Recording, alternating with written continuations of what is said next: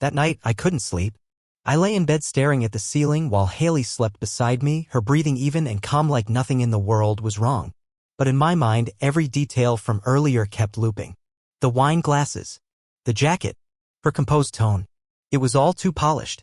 I kept replaying her answers word for word. She'd covered her tracks too well. That was the thing. Most people fumble when they lie, especially when caught off guard. But Haley? She was smooth, like she'd practiced, rehearsed her script in the mirror. The next morning, I watched her pour coffee like always, kiss my cheek like always, remind me to feed the dog if I got home first, just like always. But the ordinary felt artificial, like watching someone imitate their old self. A performance for an audience of one. I started noticing things. At first, they were small. She started working late more often, said her department had taken on a new client. Growing pains, she called it. But there were no calls at home. No stress over deadlines. Just missing time. Then new lingerie showed up in our drawer. Tags still on. Lace, deep reds and blacks, bolder than anything she'd ever worn for me. I asked her about them once, half joking. Just felt like updating things, she said, not even glancing up from her book. Don't read too much into it. But how could I not? Weeks went by. We stopped syncing up like we used to. Conversations grew shallower.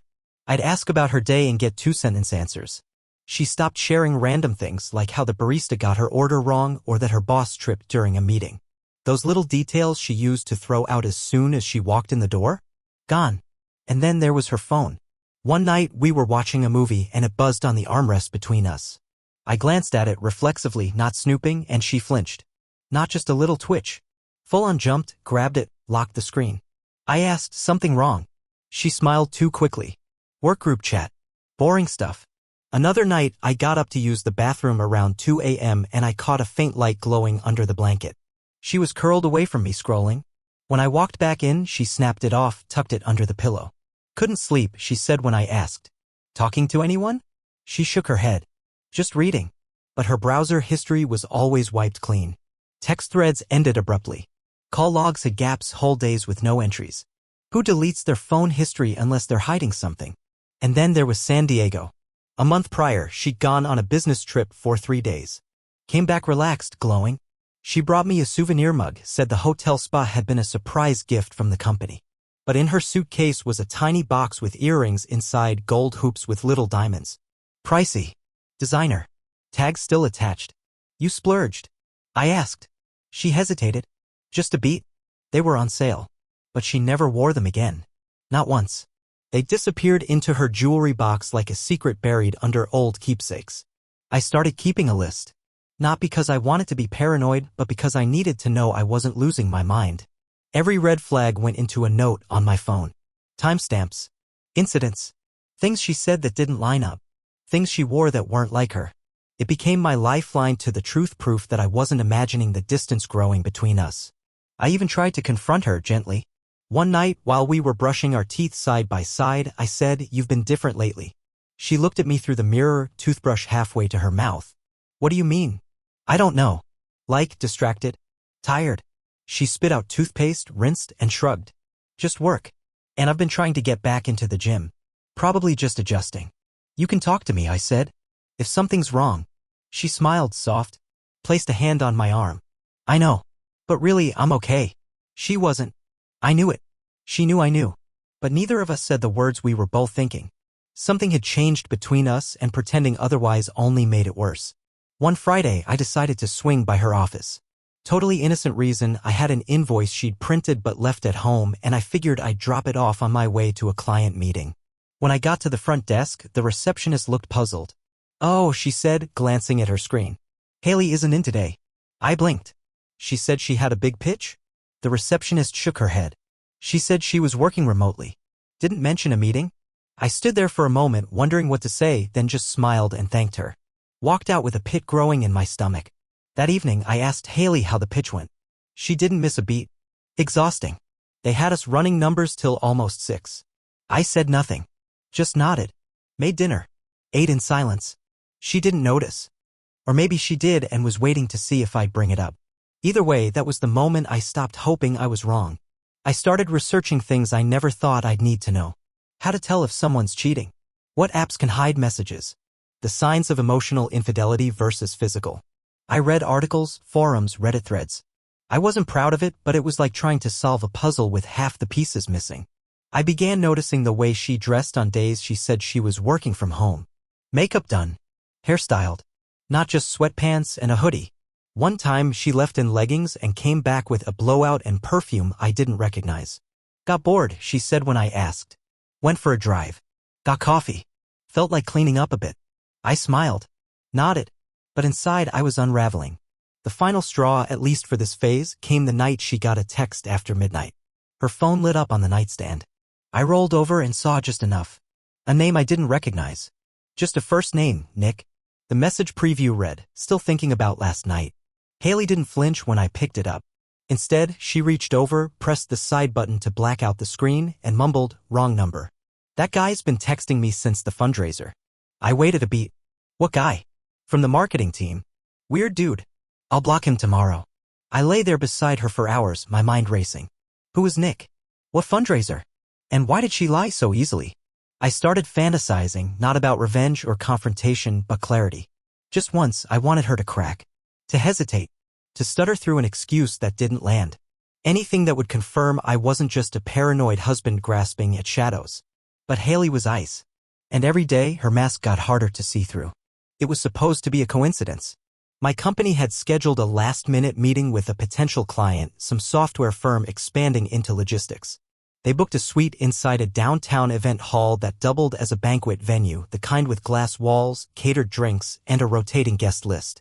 I didn't know until I walked in that Haley's company was throwing a party in the same building. Her promotion celebration. I hadn't planned to see her there.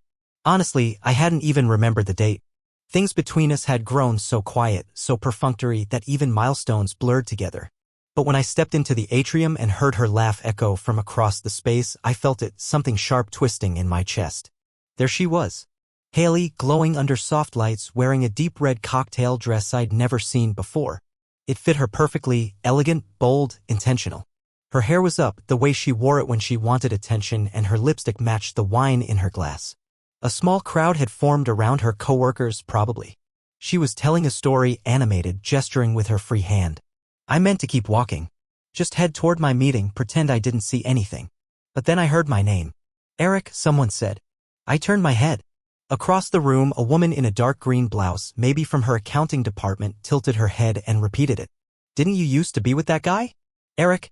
Haley's voice followed, calm and deliberate. Yeah. He was part of an old chapter. From my former life. That stopped me cold. Not ex. Not husband. Not even we're separated. Just a chapter. Past tense. Like I was a footnote in her story. I didn't move. Just stood there, watching her raise her glass with a smile like she hadn't just erased me in front of a dozen people. I couldn't even feel embarrassed, it was beyond that. What I felt was clarity. Cold, unshakable clarity. I left the room. But I didn't leave the building. The meeting ended quickly. Half my attention was in the wrong place, but I managed to get through it. The client liked the proposal and we set a follow-up call. As soon as they shook my hand and turned toward the elevator, I slipped back down the corridor toward the main hall.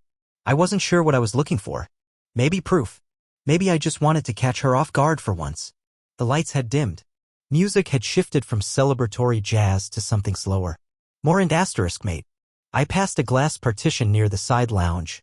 Beyond it, nestled in a corner booth meant for two, was Haley. She wasn't alone. The man she sat with wore a dark shirt, sleeves rolled just enough to show his watch. His body angled toward her, hand resting lightly against her knee. They were close. Too close for colleagues. Her posture told me everything, the way she leaned in, smiled with her eyes half-lidded. Her fingertips traced the inside of his wrist as if memorizing it. Then I saw it. Her hand slid up his arm, trailed around his back, and she leaned in. Not a whisper. A kiss. Soft. Familiar. She tilted her head slightly like it wasn't the first time. That was it. I didn't storm in. Didn't demand answers or throw a drink. I simply turned and walked away. There were no questions left to ask. No chance that I'd misread the signs. I didn't need to see his face or hear them speak. That one moment, the way she touched him, crystallized the entire truth I had been dancing around for months. Back home, I didn't cry. Didn't scream. I packed. Not everything. Just the essentials, a bag of clothes, my laptop, my client files. I left the house keys on the entry table with a note that simply said, "Don't call me tonight." Then I checked into a hotel 2 towns over. I needed distance. Silence. Space to think without the scent of her perfume clinging to the sheets. The next morning, I did what I should have done weeks earlier. I met with my attorney. I explained everything, what I saw, what I suspected, what I could prove. She asked me one question: do you want a clean break or a public one? I thought about it. Then I opened my phone and pulled up the video I hadn't meant to record.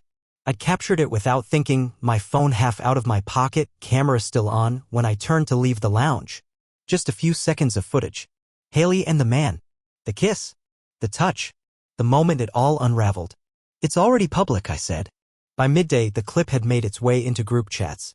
A few colleagues who were at the venue forwarded it back to me, asking if I was okay. A vendor I'd worked with on a facility upgrade sent a text: just saw the video. Jesus, man. You need anything, I got you. I hadn't expected support. But that's what I got. No one criticized me. No one said, are you sure? Or maybe it's not what it looks like. They saw it for what it was: undeniable. By evening, her company had gone quiet. Radio silence from their end. But I'd heard enough from mutual acquaintances to know whispers had started. The next day, I went home. She was sitting on the couch when I walked in, eyes red but dry. The jacket was gone. The wine glasses were cleaned and put away. The lipstick-stained rim replaced with silence. I didn't mean for you to find out like that, she said. I didn't respond. She stood slowly. I was going to tell you. I just didn't know how. I nodded. And the guy? She hesitated. Someone from corporate. It started after San Diego. I didn't flinch. I just picked up the documents from the coffee table, papers my lawyer had couriered to the house, and handed them to her. She flipped through them in silence. Her eyes lifted. You're really doing this? I already did. For a long moment, she said nothing. Then she asked, what happens now? Now? I said. You move out. I finalized the filings. And we stop pretending. She looked like she wanted to say more, an apology, a plea maybe, but whatever it was, she swallowed it. Instead, she just nodded. I left her there and went upstairs.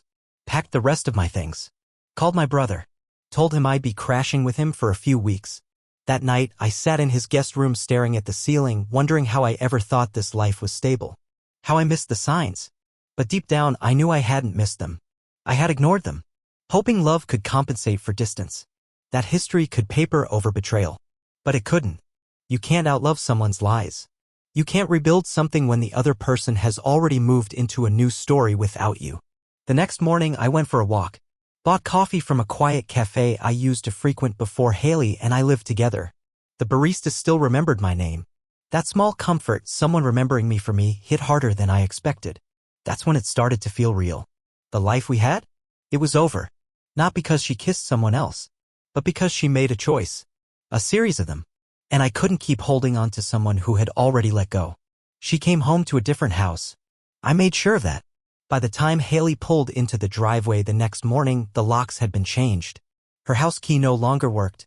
The sound of her trying it once, twice, then again with force barely registered through the window of my car where I sat parked across the street. I watched as she jiggled the knob, then paused. Her posture stiffened. She rang the doorbell, knocked once, then again. When no one answered, she walked around the side. That's when she saw the boxes. Neatly stacked under the carport. Labeled in marker, office. Bathroom. Bedroom. Miscellaneous. Her suitcase sat on top, the zipper undone like an afterthought. A smaller box, labeled jewelry, was taped shut with care. On top of it all was a legal envelope containing a printed list of every item I'd packed. Nothing missing. Nothing damaged. Just returned. Exactly how she left everything between us, organized, impersonal, distant. I didn't get out of the car. Didn't wave. Just watched as she stood there, frozen between confusion and recognition. Her phone rang 3 minutes later. She didn't answer. I knew she'd read the caller ID. My attorney had filed everything that morning. Irreconcilable differences. Emotional harm. Supporting evidence attached, the video from the lounge, ***, TS of her texts she forgot to delete from the shared tablet, calendar inconsistencies from the months prior. It was all there. A clean narrative of unfaithfulness, no guesswork required. I stayed with my brother for the first few weeks. His place was cluttered and loud, with 2 kids under 10 and a kitchen that always smelled like microwaved pizza rolls, but it was a relief. Chaos was a welcome contrast to the silence Haley left behind. I'd spent so long walking on eggshells I almost forgot what it felt like to laugh during dinner or fall asleep without tension in my chest. Haley texted me 5 times in the first week. The first one read, "Can we talk? I'm sorry for how you found out." The second, "I know you're hurt. I never wanted this to end like that." The third was just a question, "Where am I supposed to go?" I didn't respond. Not because I hated her, but because there was nothing left to say. Any apology she offered would be filtered through damage already done. Any confession too late to matter. I wasn't interested in closure. I wanted distance. My phone buzzed with curiosity from people who had seen the video. An old coworker sent a sympathetic meme. A neighbor dropped off a 6-pack of IPA and said nothing, just left it on the porch. One of my clients texted, "Heard what happened. If you want to shift some projects off your plate, I've got coverage." But I didn't want to shift anything. I wanted to work. I threw myself into it. Cleaned out my inbox. Caught up on quotes. Signed 3 contracts in 5 days. By week 2, I'd set up a meeting with a new vendor and negotiated a better rate than we'd ever had before. Grief didn't slow me down, it sharpened me. I didn't post anything online. Didn't change my relationship status or write vague, sad captions. But word traveled fast, especially after the party video made its way into the hands of someone with too much time and a large following. It spread like a whisper, Haley kissing a man who wasn't her husband. Haley laughing in a red dress while the world watched. Within 10 days, her company issued a vague but strategic internal memo, a review of employee conduct policies, especially around public-facing events. No names mentioned. But the timing wasn't subtle. A week later, Haley's role shifted. She wasn't fired, not officially. But her name quietly disappeared from the project leads list. Meetings she used to run were reassigned. Her inbox got lighter. Tasks more menial. And though she didn't say it directly, I knew from mutuals that she'd felt it, that slow but unmistakable slide from admired to avoided. No one wants to be the scandal. And even fewer want to be near it. One night, my lawyer called with an update. "She hasn't contested anything," she said. "It's moving fast." Good. I didn't want to fight. I didn't want alimony or vengeance. I just wanted out clean, final, without a single thread tying me back to the version of myself who waited up wondering if Haley's phone was on silent or if she was just ignoring me. When I finally saw her again, it was accidental. I had stopped by a local hardware store looking for a part to fix a busted shelf at the office. She walked out as I walked in. We nearly collided in the doorway. For half a second, we stood there. She looked smaller. No makeup. Hair in a loose knot. Dark circles under her eyes. The Haley I remembered, polished, poised, sharp, wasn't there. In her place was someone tired. Not just physically, but deeply. Like regret had carved a home inside her. "Eric," she said, her voice barely above a whisper. I gave her a nod. "Can we talk?" she asked, eyes searching mine. I shook my head. "There's nothing to talk about." "I never stopped loving you," she said quickly. "Even when it happened, I didn't mean to hurt you. I thought we were drifting." "We were," I replied. "And you chose to drift further." She blinked as if she expected me to say something cruel. But I didn't need cruelty. I had truth. She stepped aside, letting me pass. "I miss you," she said as I reached the aisle. I didn't look back. Just said, "Take care, Haley." That night, I slept better than I had in months. The finality of it felt like release, not from her, necessarily, but from the weight of doubt. From wondering if I was the problem. From questioning my gut every time her story didn't line up. It was all behind me now. She wasn't the woman I married. And I wasn't the man who would beg her to stay. A few days later, the divorce was finalized. No court hearing. No argument. Just signatures, notarized and exchanged. The papers arrived in a cream envelope, clean and clinical, like a receipt for a life returned to sender. I moved into a small rental near the industrial district where my office was expanding. It wasn't fancy. Concrete floors, a narrow kitchen, walls painted in shades of nothing. But it was mine. No shared closets. No scented candles I didn't choose. No reminders of trust stretched too thin. I furnished it slowly. One shelf. One rug. One lamp. Each item deliberate. Each decision mine. For the first time in a long time, I didn't feel like I was playing catch-up in my own home. And Haley? She faded. Her text stopped. Her name stopped appearing in social circles. No new posts. No tagged photos. It was like she'd gone underground. Some said she transferred departments. Others said she took a leave of absence. No one really knew. But I didn't care. Because I wasn't waiting anymore. I wasn't angry either. I was done. It's strange how peace can creep up on you when you're not looking for it. After months of knots in my chest and nights spent staring at a bedroom ceiling, I found calm somewhere between invoices and routine. Not the kind of peace that rushes in like a flood, sweeping the pain away, but the quieter kind. The kind that walks beside you silently and makes your coffee taste like coffee again. I didn't try to reinvent myself. No big speeches. No gym transformations or spiritual retreats. I just worked. The business had always been steady janitorial contracts for commercial buildings, municipal facilities, a few private office towers. After the divorce, I poured everything into it. Every call returned promptly. Every job double-checked. Every quote optimized. Clients noticed. Word spread. And then came the referral. A colleague from a regional maintenance firm sent me a contact at a federal agency looking for a new facilities vendor. Someone agile, discreet, and proven. I submitted a proposal half expecting it to get buried under red tape, but 2 weeks later, I was called in for an interview. The contract came through in the middle of a rainy Tuesday. I remember because I stood in the parking lot with the letter in hand, raindrops soaking the envelope, unable to stop grinning. It was the biggest deal I'd ever landed. The kind of account that didn't just keep the lights on, it allowed me to hire, expand, dream bigger.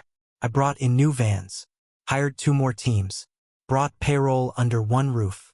The office buzzed with energy again, not from desperation, but from momentum. That's when Julia walked in. She wasn't flashy. No dramatic entrance or impressive resume font.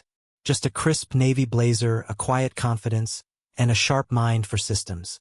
She was consulting with a company that shared office space with one of our clients, and we met over a shared spreadsheet about workforce compliance. It should have been transactional. It wasn't. Over coffee and calendars, Julia offered to help restructure our hiring pipeline.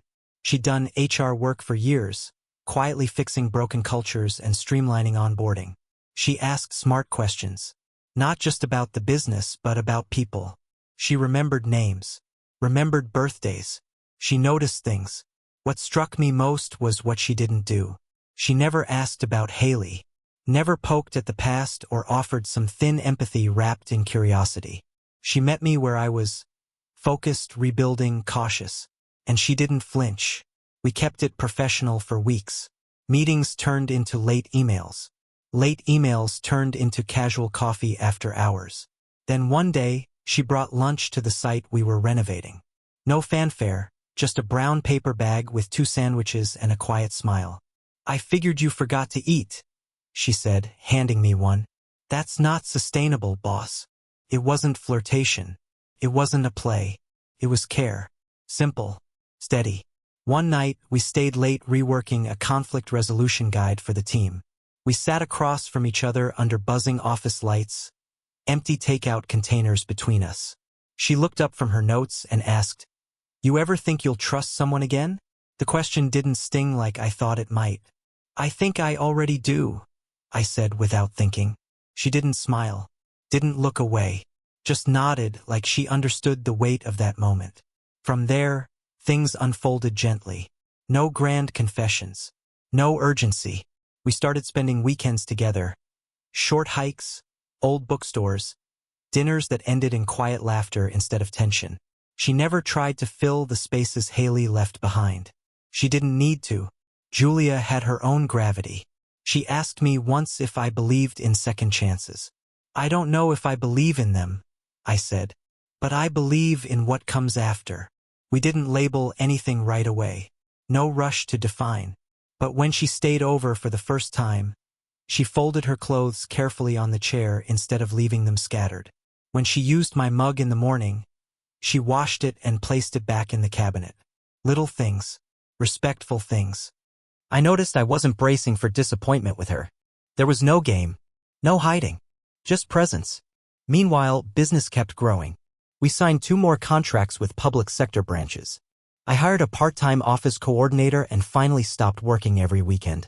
My brother helped me repaint the office walls, and we even framed the signed federal contract like a trophy. Haley's name came up just once, when I found a box of old tax forms buried under a stack of vendor receipts. I took them out, shredded them without ceremony, and moved on. She was a shadow now. Distant. Faded. One of the newer hires, a guy named Marcus, had a loud laugh and a story for every job site. One afternoon, while we were doing a walkthrough, he said, "Man, whoever built this company must have had ice in their veins. Nothing shakes you." I just smiled. "Not ice," I told him. "Just learned how to build slow and steady." He nodded. "That's why it works." Eventually, Julia started staying more often. Not because we planned it, but because it felt natural. A toothbrush in the bathroom. A stack of her books beside mine. A drawer that became hers without discussion. One Saturday morning, we sat on the balcony watching the sun rise over the industrial yard behind our building. She leaned into my shoulder, warm and quiet, and said, "Do you ever miss it?" "What came before?" I didn't answer right away. "Sometimes I miss who I thought I was," I said. "The man who thought everything was fine." She nodded. "That's honest. But I don't miss the guessing," I added. Or the ache. Or the way I used to walk on eggshells trying to keep the peace. We stayed there a long time, saying nothing. Just letting the quiet be enough. That was the difference. With Haley, silence was a warning. With Julia, it was a resting place. By the 1-year mark, the business had doubled its quarterly revenue. We launched a mentorship program for young workers and started funding a local food drive every winter. Not because I was trying to impress anyone, but because I finally had margin. Energy. Purpose beyond survival. My parents visited from Iowa that spring. They met Julia over dinner and adored her. My mom, who barely concealed her feelings about Haley during the divorce, pulled me aside afterward and said, "She listens when you talk."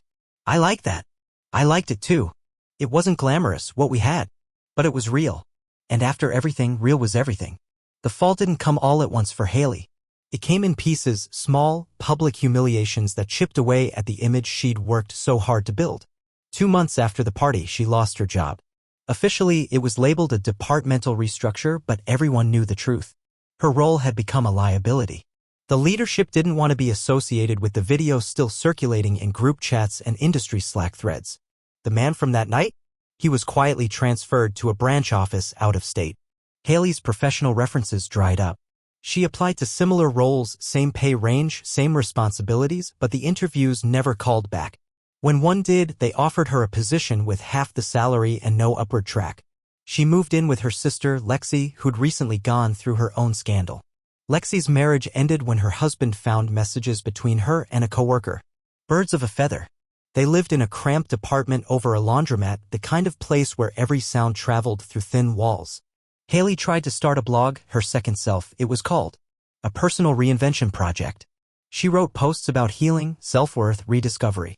But they rang hollow. The public didn't buy the brand. Most posts barely cracked a dozen views. Comments were sparse or sarcastic. Her social media slowed. No more polished photos or tagged events. The followers dropped off. The invitations stopped coming. I saw her once, nearly a year later, at a job fair inside a mall. She was at a folding table with a handmade sign that said consulting services, operations, and events. She looked tired. Hair pulled back. Posture hunched. The sparkle was gone. She didn't see me. I walked past her without stopping. No anger. No sadness. Just a quiet moment of acknowledgement. This was someone I used to know. And now she didn't hold space in my life anymore.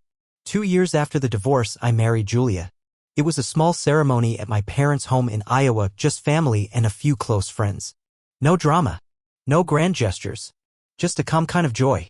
The kind I didn't know I'd been craving until I had it. By then, the business had more than doubled. We'd acquired another cleaning firm, expanded the staff, and started a program to help train formerly incarcerated individuals for SK*-led labor. It wasn't just about profit anymore. It was about building something that gave back. Julia fit into that world effortlessly. She didn't need a spotlight. She just showed up every day, steady, thoughtful, kind. Our relationship wasn't built on adrenaline or apology. It was built on consistency. And grace. Sometimes people still asked about Haley. Sometimes the old video resurfaced in the dark corners of the internet. But it didn't matter. I didn't feel the sting anymore. What happened with her wasn't just betrayal, it was the turning point that taught me who I was when everything I trusted fell apart. I didn't just survive it. I transformed through it. Trust, I'd learned, doesn't start with someone else. It starts with yourself. And for the first time in a long time, I was at peace.